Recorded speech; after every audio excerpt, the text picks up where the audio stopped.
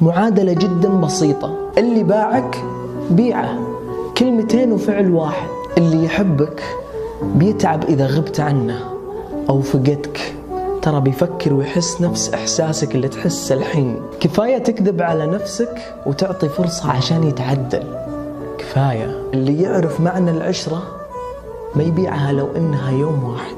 يا أخي عيش، بتلاقي ناس مثل قلبك بالضبط وأجمل منه بكثير.